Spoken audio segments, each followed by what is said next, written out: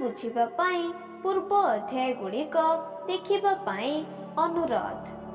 ପୂର୍ବ ଅଧ୍ୟାୟରେ ଆପଣମାନେ ଜାଣିଲେ ଯେ ନବଘନ ଭାବିନିଏ ସେ ତନ୍ତ୍ର ଶିକ୍ଷା କରିବ ବୋଲି। କିଛି ସମୟ ପରେ ସକାଳ ହେଇଯାଏ।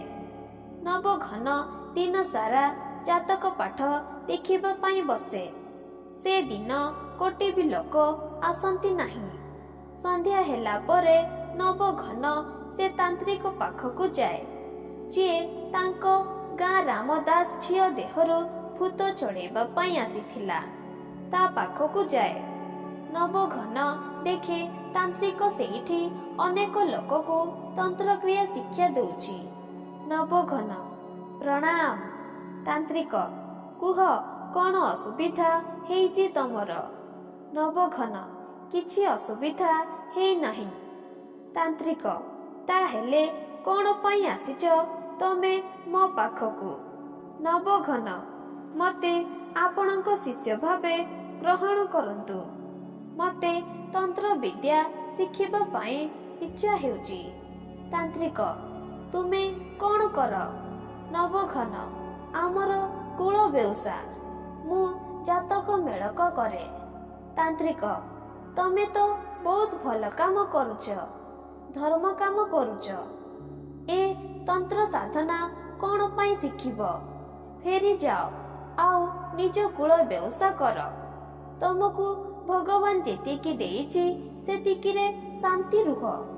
ନବଘନ ମୋ କାମରେ ମାସକୁ 100-200 ବି ହେଉନାହିଁ।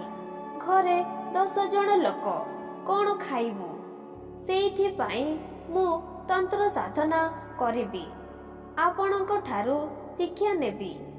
ତାନ୍ତ୍ରିକ ସେଇଟା ତମ କୁଳ ବେଉସା। ତା ଛଡ଼ା ତମେ ଜମିବାଡ଼ିରେ କାମ କରିପାରିବ, କିଛି ଚାକିରି କରିପାରିବ, ଦୋକାନ ଦେଇପାରିବ। ଏ ତନ୍ତ୍ର ସାଧନା କର ନାହିଁ। ମୋ କଥା ମାନେ, ବହୁତ କିଛି ହରେଇବା ପାଇଁ ହେବ। ନବଘନ ଆପଣ ମୋତେ ଶିକ୍ଷା ଦିଅନ୍ତୁ। ମୋତେ ଯାହା କରିବା ପାଇଁ ହେବ ସେ ସବୁ ମୁଁ କରିବା ପାଇଁ ରାଜି ଅଛି। ତାନ୍ତ୍ରିକ ଠିକ୍ ଅଛି, ଏବେ ଏଇଠି ରୁହ। ରାତି 12ଟାରେ ମଶାଣି ଯାଇ ମାଟି ଖୋଳି ସେଇଠି ପୋତା ହୋଇଥିବା କୌଣସି ହାଡ଼ କଙ୍କାଳ ନେଇ ଆସିପାରିବ?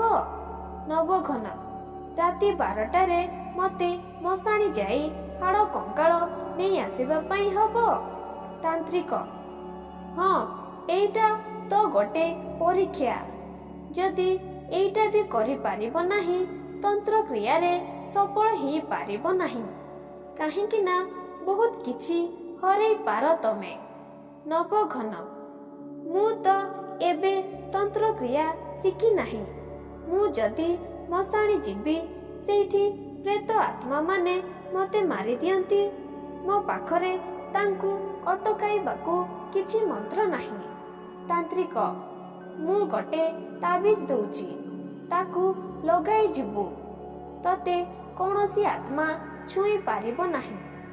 ହଁ, ଗୋଟେ କଥା ମନେ ରଖେ, ତୋ ମାଟି ଖୋଳି କଙ୍କାଳ ବାହାର କରିଲା ବେଳେ ତତେ ଆତ୍ମାମାନେ ଡାକିଲେ ଶୁଣିବୁ ନାହିଁ। ଆଉ ଡର ଦେଖାଇ କହିବେ ତୁ ସେ ମାଟି ଖୋଳେ ନାହିଁ। ହେଲେ ତୁ କାହା କଥା ବି ଶୁଣିବୁ ନାହିଁ। ତୁ ମୁଁ କହିଥିବା କାମ ଶେଷ କରି ମୋ ପାଖକୁ ଆସି ପାରିଲେ ମୁଁ ତତେ ମୋ ଶିଷ୍ୟ କରି ରଖିବି, ଆଉ ତତେ ଶିକ୍ଷା ଦେବି। ନବଘନ ଠିକ୍ ଅଛି, ଆପଣ କହିବା ଅନୁଯାୟୀ ମୁଁ ଯିବି ମଶାଣିକୁ, ଆଉ ସେଇଠୁ କଙ୍କାଳ ନେଇ ଆସିବି ମାଟି ଖୋଳିକି। ତାନ୍ତ୍ରିକ କହିବା ଅନୁଯାୟୀ ନବଘନ ମଶାଣିକୁ ଚାଲି ଆସେ, ଆଉ ଦେଖେ କିଛି ପୋତା ହୋଇଛି। ନବଘନ ମାଟି ଖୋଳିବାକୁ ଲାଗେ। ନବଘନ ମାଟି ଖୋଳିବା ବେଳେ ସେହି ସମୟରେ ଭୂତମାନେ ନବଘନ ପଛପଟରୁ ଘେରି ଯାଆନ୍ତି, ଆଉ ଜୋରେ ଜୋରେ ଚିତ୍କାର ଗର୍ଜନ କରିବା ଆରମ୍ଭ କରିଦିଅନ୍ତି।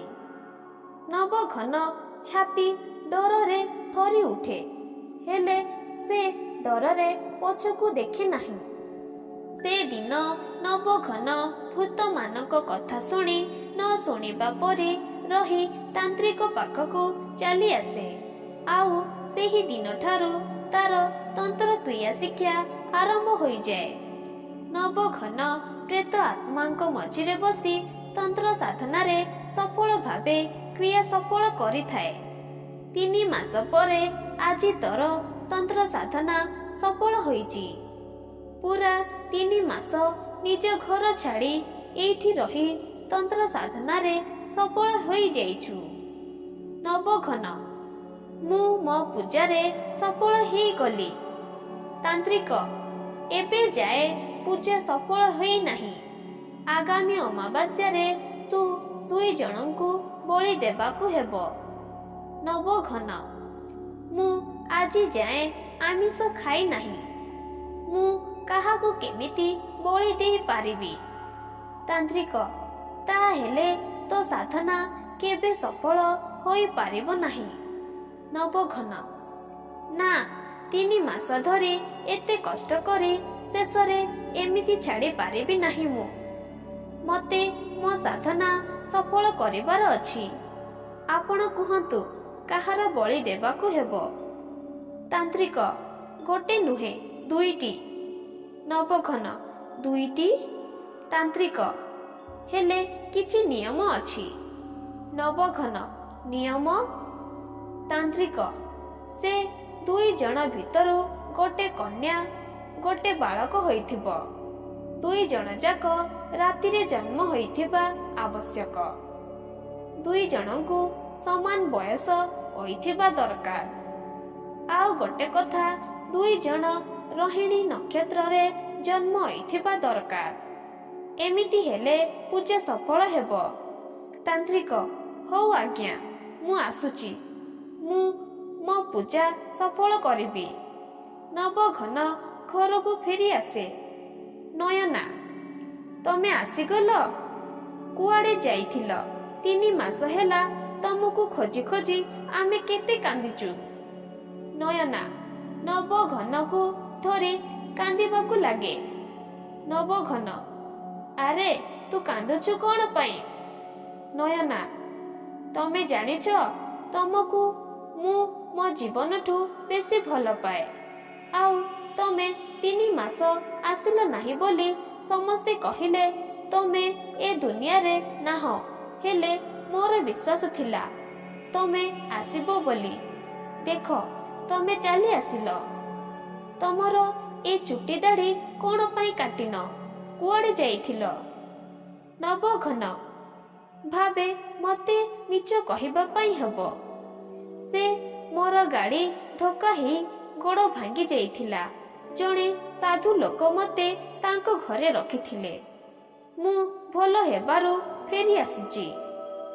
ଘର ସାରା ଲୋକ ନବଘନକୁ ଦେଖି ବହୁତ ଖୁସି ହୋଇଯାଆନ୍ତି। ଘରେ ଖୁସିର ବାତାବରଣ ଖେଳିଯାଏ। ନବଘନ ଦୂରରୁ ଆସି ଥିବାରୁ ବହୁତ ଥକି ଯାଇଥିବା ଭଳି ଦେଖାଯାଉଥିଲା। ନୟନା ସଙ୍ଗେ ସଙ୍ଗେ ଅରୁଆ, ଡାଲମା, ବାଇଗଣ ଭର୍ତ୍ତା, ଆଚାର ନେଇ ନବଘନକୁ ଖାଇବାକୁ ଦିଏ। ନୟନା, କେତେ ଦୂରରୁ ଆସିଛ, ଖାଇଦେଇ ଶୁଅ। ନବଘନ, ଏ କ'ଣ? ନୟନା, ଖାଇବା। ନବଘନ, ଦେଶୀ କୁକୁଡ଼ା କି ଖାସି ମାଂସ ଆଜି ଖାଇବା ପାଇଁ ଭାରି ଇଚ୍ଛା ହେଉଛି। କରେ, ମୁଁ ନେଇ ଆସୁଛି। ନୟନା, ହେଇଟି, ଏ କ'ଣ କହୁଛ ତମେ? ହେ ଭଗବାନ, ଆମ ଘରେ ପିଆଜ ରସୁଣ ବି ରନ୍ଧା ହୁଏ ନାହିଁ। ତମେ ଜନ୍ମରୁ ଆମିଷ ଖାଇନ, ଆଜି ଏ ସବୁ କ'ଣ କହୁଛ? ଧର୍ମ ନଷ୍ଟ କରିବ କି? ନବଘନ, ସେ ଲୋକ ଘରେ ଥିଲି ନା, ତାଙ୍କର ହୁଏ। ସତରେ କି ସ୍ୱାଦ ଆମିଷ। ନୟନା, ତମେ ଆମିଷ ଖାଇଦେଲ? ନବଘନ, କ'ଣ ହେଇଗଲା ସେଇଠୁ କହ? 3 ମାସ ସେଇଠି ରହିଲି। ସେଇଠି ସବୁ ଦିନ ଆମିଷ ହୁଏ। ମୁଁ କ'ଣ ନ ଖାଇ ମରିଥାନ୍ତି? ମୋର ଅଭ୍ୟାସ ହେଇଯାଇଛି। ଏବେ ଘରେ ସବୁଦିନ ଆମିଷ ହେବ। କିଏ ଖାଉ ନ ଖାଉ, ମୁଁ ଖାଇବି। ଏବେ ଯାଉଛି ଶୋଇବି। ନବଘନ ଶୋଇଥାଏ। ନବଘନର ଛୋଟ ପୁଅ ଝିଅ ଯିଏକି ଗୋଟେ ଦିନରେ ଜନ୍ମ ହୋଇଛନ୍ତି। ଯାହାର ଛୁଆ ଆସି ତା ବାବା ନବଘନ ମୁଣ୍ଡ ପାଖରେ ଛିଡ଼ା ହୁଅନ୍ତି। ଖୁସିରେ ଡାକନ୍ତି, ବାପା ବାପା। ପିଲା ଦୁଇ ଜଣଙ୍କ ପାଟି ଶୁଣି ନବଘନ ଉଠି ବସି ଛୁଆଙ୍କ ସହିତ ଖେଳିବାକୁ ଲାଗେ। ନୟନା ଦେଖି ବହୁତ ଖୁସି ହୋଇ ପାଖରେ ବସିଯାଏ। ନବଘନ, ନୟନା ଆମ ଦୁଇ ଛୁଆ ଯାହାଣା ନା? ନୟନା, ହଁ। ନବଘନ, ଦୁଇ ଜଣ ଗୋଟେ ଦିନରେ ଗୋଟେ ଘଣ୍ଟାରେ ରୋହିଣୀ ନକ୍ଷତ୍ରରେ ଜନ୍ମ ହୋଇଛନ୍ତି। ଆଉ ଆଜି ଅମାବାସ୍ୟାର ରାତି। ମୋତେ ଲାଗୁଛି ଯାହା ଖୋଜୁଛି ମୋତେ ଆଜି ମିଳିଯିବ। ନୟନା, ମାନେ ତମେ କ'ଣ କହୁଛ? ମୁଁ କିଛି ବୁଝିପାରୁନି। ନବଘନ, କିଛି ନାହିଁ, ରାତି ହେଲାଣି, ଚାଲ ଶୋଇବା। ଆମର ଆଉ ସବୁ ଛୁଆମାନେ ସବୁ କୁଆଡ଼େ ଗଲେ? ଡାକ ସବୁ ମିଶି ଖାଇବା। ନୟନା, ହଉ ଠିକ୍ ଅଛି। ସମସ୍ତେ ନିଦରେ ଶୋଇଥିବା ବେଳେ ସବୁ ଛୁଆମାନଙ୍କ ପାଖକୁ ନବଘନ ଯାଏ। ନବଘନ, ମୁଁ ଜାଣିଛି ମୁଁ କିଛି ଠିକ୍ କରୁନାହିଁ, ହେଲେ ମୋତେ ସାଧନାରେ ସଫଳ ହେବାର ଅଛି। ମୋର ଛୁଆ ଦୁଇ ଜଣ ଚାଲିଗଲେ କିଛି କ୍ଷତି ହେବ ନାହିଁ। ଆମେ ଚାହିଁଲେ ଆଉ ଛୁଆ ହେବ। ଏବେ ସବୁ ଶୋଇ ଯାଇଛନ୍ତି। ମୁଁ ମୋର ଦୁଇ ଯାହାଣା ଛୁଆକୁ ମଶାଣି ନେଇ ଯାଉଛି, ସେଇଠି ବଳି ଦେବି। ନବଘନ ନିଜର ଦୁଇ ଛୁଆକୁ ଦୁଇ ବାହୁରେ ଧରି ମଶାଣିକୁ ଚାଲିଯାଏ। ସେଇଠି ବସି ନିଆଁରେ କିଛି ରୋଷେଇ କରିବାକୁ ଲାଗେ। ପାଖରେ ପୂଜା ସାମଗ୍ରୀ ଥୋଇ ମନ୍ତ୍ରରେ ଛୁଆ ଦୁଇ ଜଣଙ୍କୁ ବେହୋସ କରିଦିଏ। ନବଘନ, ଏଇଟା ମୋ ପାଇଁ ଠିକ୍ ସମୟ। ଘରେ ସବୁ ଶୋଇ ଯାଇଛନ୍ତି। ଆଉ ଗାଁରେ ତ ଚହଳ ପଡ଼ିଛି ପିଲା ଚୋର ବୁଲୁଛନ୍ତି ବୋଲି। କାଲି ସକାଳ ହେଲେ ମୁଁ ସବୁଆଡ଼େ ହାଲ୍ଲା କରିଦେବି ମୋ ଦୁଇ ଛୁଆକୁ ପିଲା ଚୋର ନେଇଗଲେ ବୋଲି। ମିଛରେ କାନ୍ଦିବା ଅଭିନୟ ବି କରିବି। ଜାଣିଛି ଘରେ ବାପା ମା ତାଙ୍କ ନାତି ନାତୁଣୀ ପାଇଁ ବହୁତ କାନ୍ଦିବେ। ଆଉ ନୟନା ବି ନିଜ ଛୁଆକୁ ହରେଇ ଭାଙ୍ଗିଯିବ। ହେଲେ କିଛି ଦିନ ପରେ ଧୀରେ ଧୀରେ ସବୁ କିଛି ଠିକ୍ ହେଇଯିବ। ନୟନା ବି ନିଜେ ନିଜକୁ ବୁଝେଇ ଦେବ, ମୋତେ କିଛି ଫରକ ପଡ଼ୁନାହିଁ। ମୋତେ ତନ୍ତ୍ରକ୍ରିୟାରେ ସଫଳ ହେବାର ଅଛି। ତାପରେ ଲକ୍ଷ ଲକ୍ଷ ଟଙ୍କା ରୋଜଗାର କରି ରାଜାଙ୍କ ଭଳି ଜୀବନ ଆରମ୍ଭ କରିବି। ତାପରେ କେତେ ଛୁଆ ଆସିବ। ନବଘନ ଯେତେବେଳେ ତା ଦୁଇ ଛୁଆକୁ ବଳି ଦେବା ପାଇଁ ଚେଷ୍ଟା କରେ, ସେହି ସମୟରେ ନୟନା ପଛପଟରୁ କଟୁରୀରେ ହାଣି ଦିଏ। ନୟନା ନିଜେ ନିଜ ହାତରେ ନିଜ ସ୍ୱାମୀକୁ ସେଇଠି ହାଣିଦିଏ। ଆଉ ସେଇଠି ନବଘନ ମରିଯାଏ। ନୟନା ସେଇଠାରେ ବସି କାନ୍ଦିବାକୁ ଲାଗେ।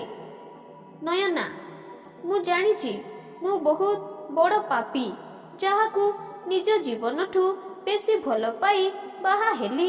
ଆଜି ନିଜ ହାତରେ ତା ଜୀବନ ନେଇଗଲି। ମୁଁ ବାଧ୍ୟ ହେଲି ମୋ ଛୁଆଙ୍କ ଜୀବନ ପାଇଁ। ଗୋଟେ ମା ପାଇଁ ତା ଛୁଆଠାରୁ ବଡ଼ କେହି ନାହିଁ। ଦରକାର ପଡ଼ିଲେ ମା ଦୁର୍ଗା ବି ସାଜିପାରେ ନିଜ ସନ୍ତାନ ପାଇଁ। ମାତୃ ଶକ୍ତିଠାରୁ ବଡ଼ ଶକ୍ତି ଆଉ କିଛି ନାହିଁ। ନୟନା ସେଇଠାରୁ ପାଣି ମାଠିଆରେ ଥୁଆ ହୋଇଥିଲା। ତାକୁ ଆଣି ଦୁଇ ଛୁଆଙ୍କୁ ହୋସରେ ନେଇ ଆସିଲା। ଆଉ ଘରକୁ ଫେରି ଆସିଲା। ସକାଳେ ଚାରିଆଡ଼େ ହାଲ୍ଲା ହେଲା କି ନବଘନକୁ ବାଘ ଖାଇଯାଇଛି। ନୟନା ନିଜ ଛୁଆ ପାଇଁ ନିଜ ସ୍ୱାମୀକୁ ହତ୍ୟା କରିଦେଲା। ନୟନା କ'ଣ ଠିକ୍ କରିଛି? ନୟନାର କାହାଣୀ ମାତୃଶକ୍ତି ଏଇଠାରେ ଶେଷ ହୋଇଯାଇଛି। ମାତୃଶକ୍ତିଠାରୁ ବଡ଼ କିଛି ଶକ୍ତି ନାହିଁ। କାହାଣୀ ଏଇଠି ଶେଷ ହୋଇଯାଇଛି। Thank you so much everyone.